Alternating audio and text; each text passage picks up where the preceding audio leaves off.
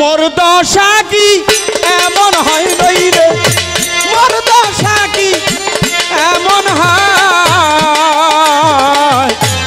ওই চরণে দাসের যোগ্য নই আমি, ওই চরণে দাসের যোগ্য নই।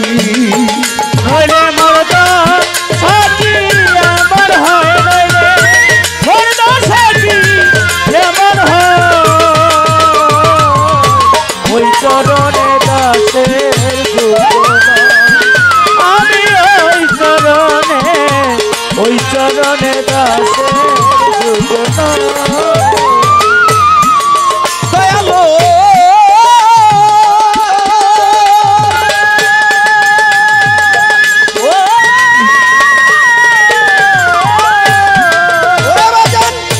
প্রেম জানিলে ভাব বুঝিলে তবুও দাসী হতে চাই চরণে, জানিলে ভাব জানিলে দাসী হতে চাই চরণে, প্রেম জানিলে ভাব বুঝিলে দাসী হতে চাই চরণে।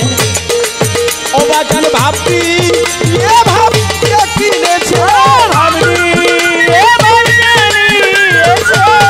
ভাব দিয়ে ভাব কে কিনেছে, সেই তো রাঙা চরণ পায় দয়াল ভাবি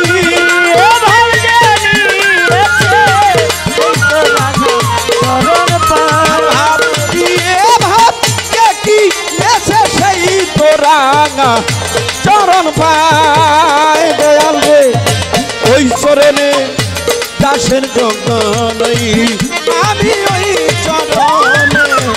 ওই চরণে দাসের যোগ্য নই। বলে মোর দশা কি এমন হয় দয়াল, মোর দশা কি এমন হয়, ওই চরণে দাসের যোগ্য নই আমি, ওই চরণে দাসের যোগ্য নই। অবাজান নিজ গুণে পদার বিন্দু সাই, ধ্যান যদি সাই দীনবন্ধু, গুণে পদার বিন্দু ধ্যান যুগে সাই দীনবন্ধু, নিজ গুণে পদার বিন্দু ধ্যান যদি সাই দীনবন্ধু। অবাজান তব চরণ ভাব সিন্ধু, তব চরণ ভাব সিন্ধু নইলে পাপি নাই উপায় বাবা, সিন্ধু নইলে আমার তব চরণ ভাব সিন্ধু নইলে দাসের নাই উপায় দয়াল রে, ওই চরণে দাসের যোগ্য নই আমি, ওই চরণে দাসের যোগ্য নইলে মোর দশা কি এমন হয় দয়াল, মোর দশা কি এমন হয়, ওই চরণে দাসের যোগ্য নই আমি, ওই চরণে দাসের যোগ্য নই। অবাজান হুল্লা পাশানি ছিল রামে, পদ স্পর্শে মানব হলো,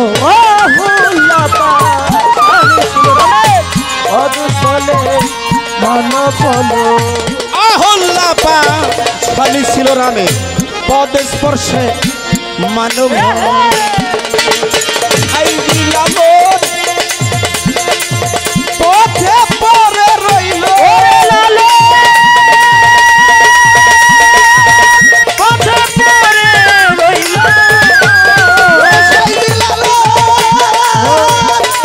পথে পরে রইল কাকর হাসাই দয়াময় সাইলাল, পথে পরে রইল কাকর দয়াময়, পথে পরে রইল কাকর হাসাই দয়াময় বাজালো, ওই চরণে দাসের যোগ্য নই।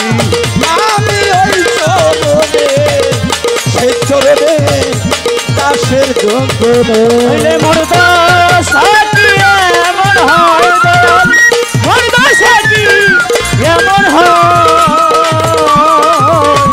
ওই চরণে দাসের যুগল আমি ওই চরণে দাসের যুগল ওরে বাজান ভাব জানি নে তোমার প্রেম বুঝি নে তবুও দাসী হতে চাই চরণে আর জানিলে দাসী হতে চাই চরণে প্রেম বুঝি নে ভাব বুঝি নে তবুও দাসী হতে চাই চরণে প্রেম দিয়ে প্রেম যে কিনেছে সেই নাকি রাঙা চরণ পায় কথাটা যে আমি কেমনে জিজ্ঞেস করি এটা সংজ্ঞাটা আমি বুঝি না বুঝতেছি না তারপরও আমি অনুরোধের সাথে আমার দয়ালের কাছে আমি আর্জি রাখবো চরণের প্রকার অনেক আছে আমি অনেকগুলো চাই না রাঙা চরণ যারা তরিকতের সেই গভীর দেশে 2-4 জন মানুষ আছে তাদের একটা আহার তাদের একটা আত্মার খোরাক হবে গুরুর রঙে রঞ্জিত হয় ওটা রাঙা চরণ কয় এটা অনেক সাধকরা কয় কিন্তু আমার দয়াল ওটা কইব না আমি জানি কারণ আমার দয়াল না এটা বুঝতেই বা আমার দয়াল আমার বসে রাঙা চরণ প্রকৃত পক্ষে কই থাকে এই রাঙা চরণের আসে দরবেশ জি লালন সাইতি বলছে কবে সাধুর চরণ ধুলি লাগবে এই পাপির গায়ে আমি বসে আছি আশার সিন্ধু অকুলে সদায় কবে সাধুর চরণ ধুলি লাগবে এই পাপির গায়ে তরিকতের সেই গভীর দেশে 2-4টা আলাপ আলোচনা না করলে না থাকলে এটা পালার সামঞ্জস্য হয় না তাই আমার দয়ালের কাছে আমার আর্জি থাকবে প্রেম দিয়ে প্রেম যে কিনেছে সেই নাকি রাঙা চরণ পায় রাঙা চরণটা কই থাকে রাঙা চরণ পাওয়া যায় কিভাবে রাঙা চরণ পাইলে উনি কি হইতে পারে এখানে আমার দয়াল যেন একটু আলাপ দয়া করে করে নইলে মোর দাসাটি এমন হয় দয়াল মোর দাসাটি এমন হয় ওই চরণে দাসের যুগল আমি ওই চরণে দাসের যুগল আর নইলে মোর দাসাটি এমন হয় নইলে আমার দশা এমন হয়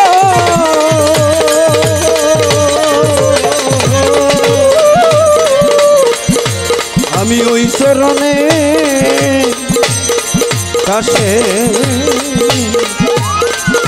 দাসের যোগ্য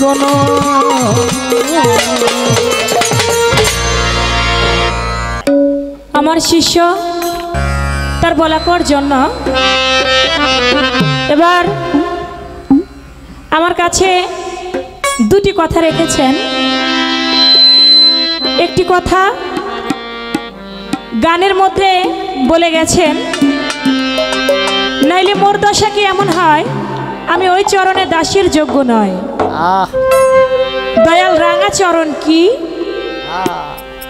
আর আমি রাঙা চরণ কিভাবে পাবো বাজবো হ্যাঁ কিভাবে আমি রাঙা চরণ ভজন করব আরেকটি কথা তার যে এমন একজন গুরু ছিলেন তিনি ভক্তের কাছে মুরিদ হইছে সেই গুরুকে সেই ভক্তকে আমি বলবো তবে একটা কথা বলছেন কয় আমি আগের আসরে গান করলাম কথা রেখেছিলাম আপনার প্রথম গানে জবাব হয়ে গেছে তারপরেও আরও প্রশ্ন ছিল আমার 2টা যে গুরু নারী কি পুরুষ দেখেন গানের মধ্যে যে আপনি শুধু প্রশ্ন করছেন তা তো নয় গান দিয়েও প্রশ্ন করেছেন তার অনেকগুলি থিমস ছিল যেটা চন্দ্রের কথা অমাবস্যার কথা এটা কিন্তু দুগ্ধসা গানের মধ্যে জবাবটা নাই সত্য কথা। এজন্য আমার আরেকটা গান করতে হয়েছে পূর্ণাঙ্গ জবাব দেবার জন্য।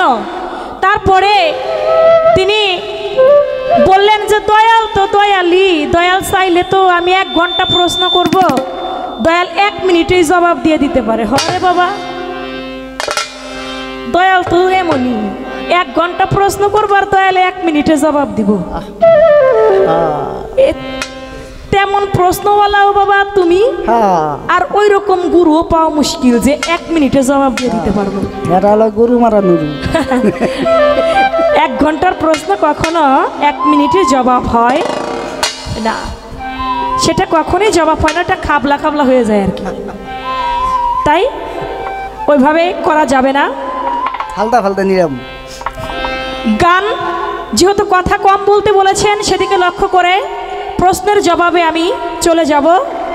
যে দয়াল আমি ওই চরণে দাসের যোগ্য নয়, আমি রাঙা চরণটা আমি কিভাবে বুঝতে পারবো? তো একটা গান আছে, গানটার মধ্যে জবাব হয়ে যাবে। সাধক আইনাল মিয়া বয়াতি কি বলেছে তার গান।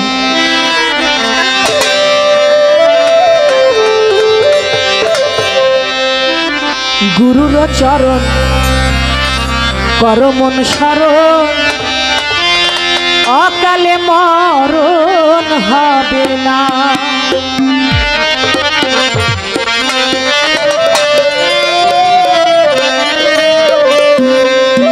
করতারে ভজন মনেরই মতন, করতারে ভজন মনেরই মতন, ভজনে পাইবা রতনা। গুরুর চরণ কর মন সারণ, অকালে মরণ হবে না। গুরুর চরণ কর মন সারণ, অকালে মরণ হবে না। গুরুর চরণ কর মন সারণ, অকালে মরণ হবে না। গুরুর চরণ কর মন সারণ, অকালে মরণ হবে না। গুরু গেলে বাড়ির পরে, বাড়ির কোন ভাই ভক্তেরা খালি হাতে তারা ফিরায়।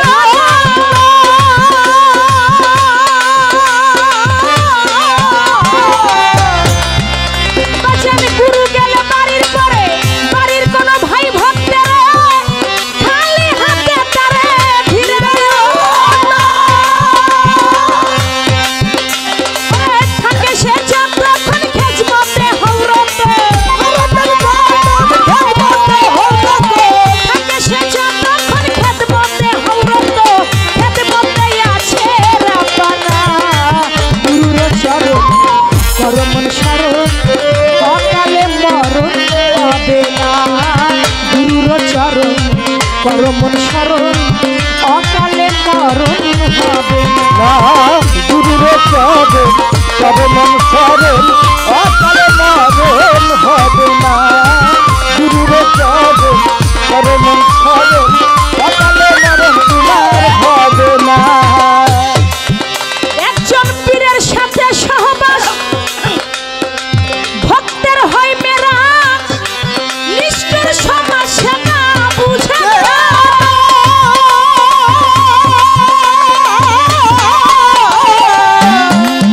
তোমার পীরের সাথে সহবাস ভক্তের হয় মেরাজ, নিষ্ঠুর সমাজ তাহা বুঝে না।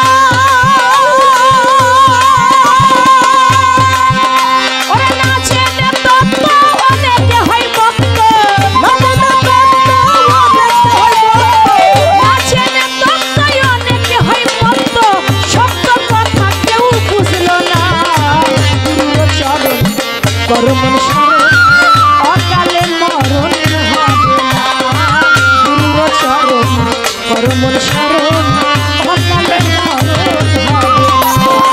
গুরুর চরণ কর মন সারণ, অকালে মরণ হবে না।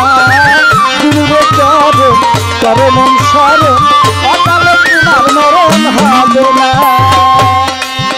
সাধক আইনাল মিয়া বারবার ওরে ডেকে কই হাবিব, নির্বিঘ্নে রাখুন কেন ঠিক।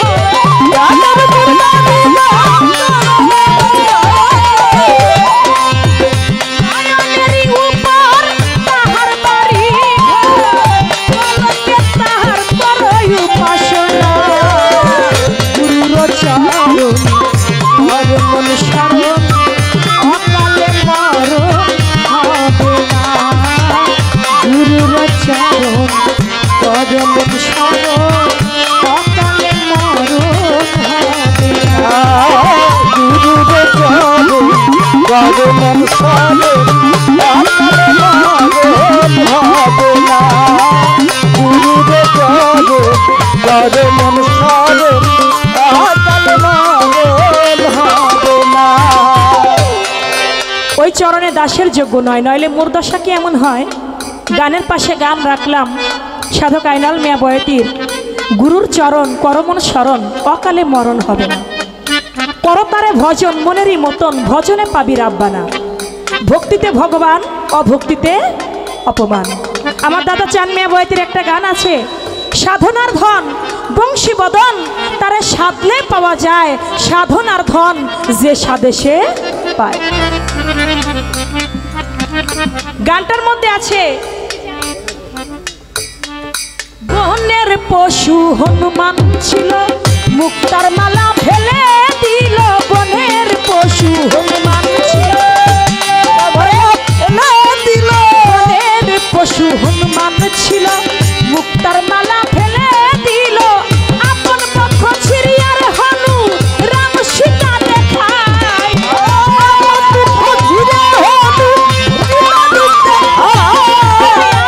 পক্ষ ছিড়িয়ার হনু রাম রূপ দেখায় রে। সে সাধনার ধন যে সাদেশে পাই রে, সে সাধনার ধন যে সাদেশে পাই রে, সে সাধনার ভয়।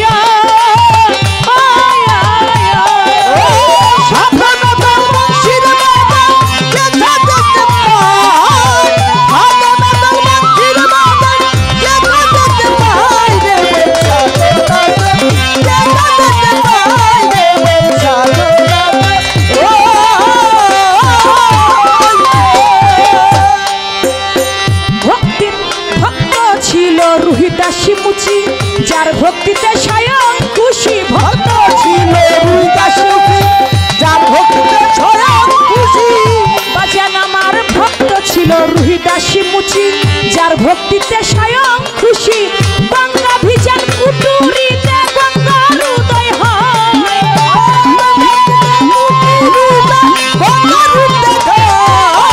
চামড়া ভিজান কুটুরিতে গঙ্গার উদয় হয় রে। সে সাধনার ধন যে সাদেশে পাই রে, সে সাধনার ভয়।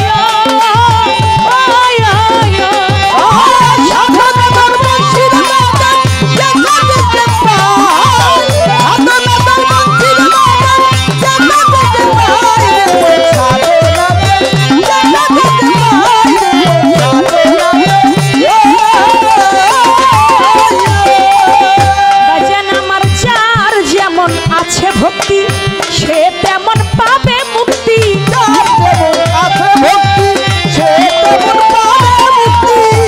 এইভাবে যার যেমন আছে ভক্তি সে তেমন পাবে মুক্তি। ভক্তিতে হয় জীবের মুক্তি, সাধক জানবি না তাই ভক্তিতে হয় জীবের মুক্তি, সাধক জানবি না তাই রে। সে সাধনার ধন যে সাদেশে পাই রে, সে সাধনার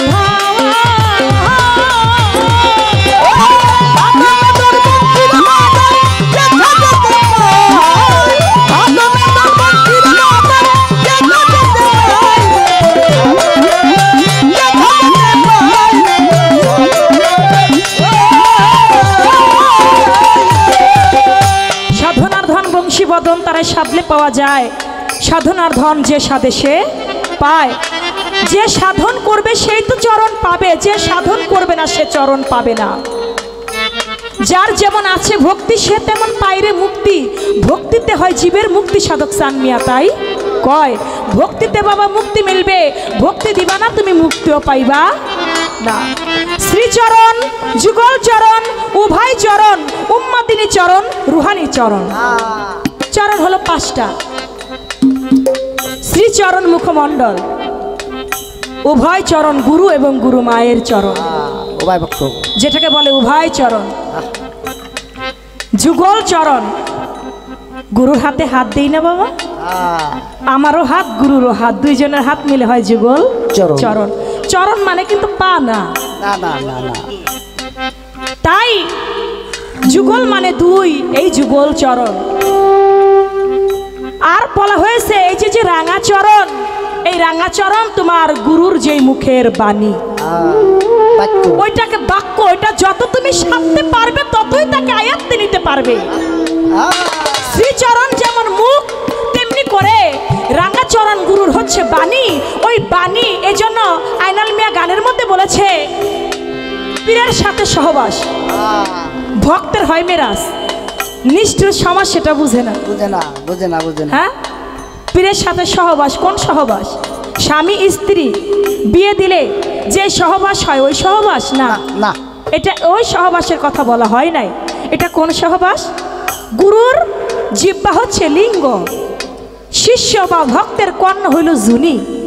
এই জিহ্বা লিঙ্গ দিয়ে তিনি যে বিষ মন্ত্র পাঠ করে শিষ্যর কর্ণকুহরীতে ঢেলে দেন, এই মন্ত্র যদি শিষ্য তিনি গ্রহণ করে নিজের আয়ত্তে নিয়ে সেই গুরুর রঙে রঞ্জিত হতে পারে, তাহলেই তো গুরুর রাঙাচরণ সে পাইতে পারে। গুরুর রাঙাচরণ পাওয়া এত সহজ নয়। গুরুর বলা, গুরুর কোয়া, গুরুর আকলাক চরিত্র যে আঁকড়ে ধরতে পারছে, গুরুর স্বভাবে যে স্বভাব নিতে পারছে, সেই রাঙাচরণের অধিকারী হয়েছে। যিনি গুরুর স্বভাবে গুরুর রঙে রঞ্জিত হইতে পারে নাই, সে রাঙাচরণও পায় নাই, যে ভক্ত হয় নাই। তাই বলছেন যে তুমি আমার লোকনাথ ব্রহ্মচারী, তার কাছে ছোট বাজায় হারমোনিয়াম। এক ভক্ত বলেছিল, গুরু আমি আপনার রঙে রং ধরতে চাই। বলে, বাবা তুমি আমার রঙে রং না ধইরা তুমি আমার আচরণ ধরো। যদি তুমি আমার আচরণ ধরতে পারো তবেই তুমি আমার রঙে রঞ্জিত হইতে পারবা। তাই বাবা, গুরুর রাঙাচরণ পাইতে গেলে গুরুর আচরণটাকে, আকলাককে, স্বভাবকে নিজের মধ্যে ধরে লালন পালন করো, তাহলে তুমি রাঙাচরণ সন্ধান পেয়ে যাবে। এই পর্যন্ত টেরা গুরুর চরণ সকালে মরণ হবে না, গুরুদের চরণ করো মন সরণ, অকালে মরণ হবে না। গুরুদের চরণ করো মন সরণ, অকালে মরণ তোমার হবে না।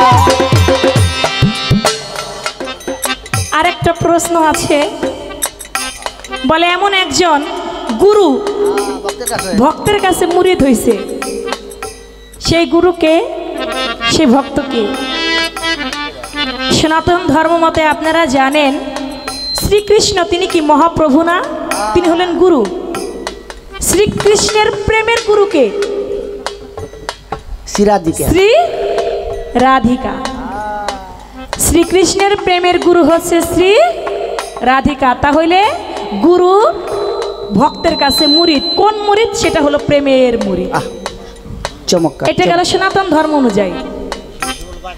আবার আসেন,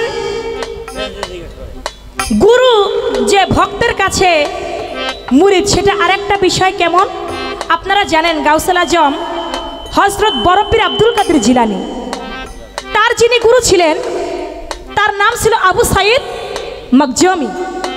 তো আবু সাইদ মাকজুমি কাছে যখন বড়পীর গেলেন মুরিদ হইতে, যায় বলেন, দয়াল আপনি আমাকে মুরিদ করেন। আবু সাইদ মাকজুমি বলে, নবীর পরে যদি কোনো নবী হইতো তাহলে আব্দুল কাদের জিলানী হইতেন নবী। সুবহানাল্লাহ। শুধু তাই নয়, মেরাজের রাত্রে, মেরাজের রজনীতে পাথর রূপে আমার বড়পীর আব্দুল কাদের জিলানী, বুরাকটা একটু উঁচা ছিল, বুরাকের মধ্যে আমার দয়াল নবী উঠবে, উঠতে একটু কষ্ট হয়। তখন কি করলো, ওই যে বড়পীর আব্দুল কাদের জিলানীর রুহুটা তিনি একটা পাথরের রূপ ধারণ করলো। যখন পাথরের রূপ ধারণ করলো, ওই পাথরের উপরে পা দিয়া আমার দয়াল নবী বুরাকে চড়ে তিনি মেরাজে যাবেন। এমন সময় আমার দয়াল নবী বললেন, আব্দুল কাদির আমি বুঝতে পেরেছি তুমি কোনো পাথর নয়, তুমি হচ্ছে একটা রুহু। যেহেতু তুমি আমাকে সাহায্য করলে মেরাজে যাবার জন্য, বুরাক উঁচা, তুমি পাথর রূপে যেহেতু আমাকে সাহায্য করলে, আমি যেহেতু তোমার উপর, তোমার স্কন্ধের উপর পা দিয়া আমি যেহেতু বুরাকে চললাম, আমি তোমাকে দোয়া করে দিলাম, পৃথিবীতে যত পীর কামের অলি আউলিয়াগণ থাকবে, সমস্ত পীরের কাঁধের উপর থাকবে তোমার পা। সুবহানাল্লাহ। সমস্ত পীরের কাঁধের উপর থাকবে তোমার পা। তখন আমার আবু সাইদ মখজুমি তিনি তার কাছে বায়াত হইতে গেলেন, তাহলে বড় পীরের পাটা তো আবু সাইদ মখজুমির কাঁধের উপর পড়ে। তখন বলল যে বড় পীর, তুমি তো মায়ের মাতৃগর্ভ থেকে আল্লাহর ওলি, তুমি তো মাদারজাত ওলি, সৃষ্টির মূলে থেকে তুমি ওলি, তাহলে তোমাকে যে আমি বায়াত করব, মুরিদ করব, এই সাধ্য আমার নাই। আগে তুমি আমাকে খেলাফত দাও, তারপরে আমি তোমাকে মুরিদ করব। তুমি যদি আমাকে খেলাফত না দাও, আমার কোনো সাধ্য নাই, আমি তোমাকে মুরিদ করব। বলে আমি কিভাবে খেলাফত দিতে পারি? বলে তোমার গায়ের যে খেরকা, জুব্বা, তোমার গায়ের যে জামা, ওই জামাটা তুমি আমাকে খেলাফত দাও।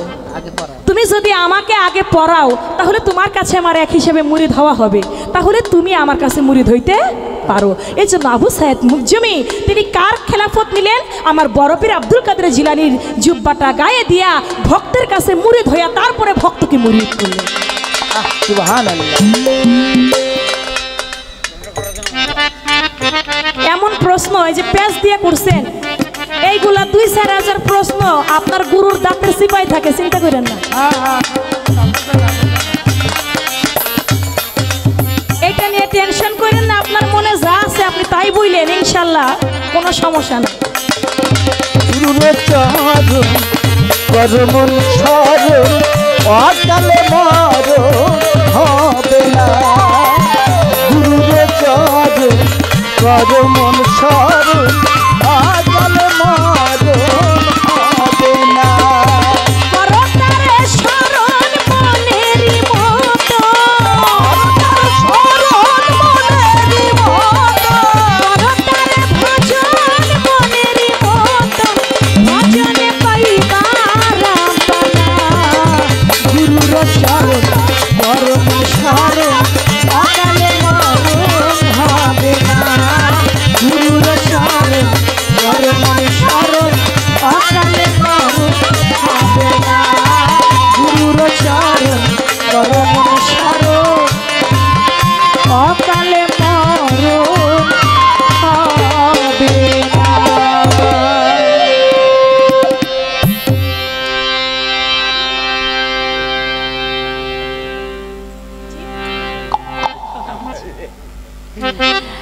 আমার আব্বাকে খেপা জালাল, যার বাড়িতে নগরকান্দায় 7 দিনে ওরস মোবারক, তিনি আমার আব্বাকে 500 টাকা দিয়ে দোয়া করছেন।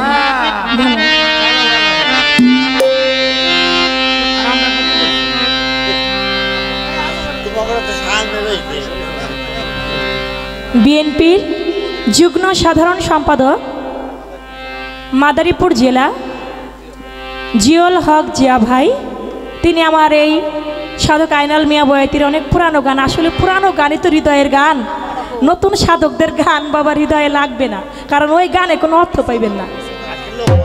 তবে আপনারা যে এখনো কত সুন্দর পরিবেশ দিয়ে গান শুনতেছেন, এটা আসলে বাউল গানের মঞ্চ। তো আমাকে 500 টাকা দিলেন ভাই, আমি ভাইয়ের প্রতি সালাম রাখছি, ধন্যবাদ। আমার পিছনে ভাই, ওনার নামটা যেন কি, ইকবাল ভাই না, আমারে বলতেছে করা বিশ্বাস দেন। কররা করা বিশ্বাস কোনটা রে ভাই?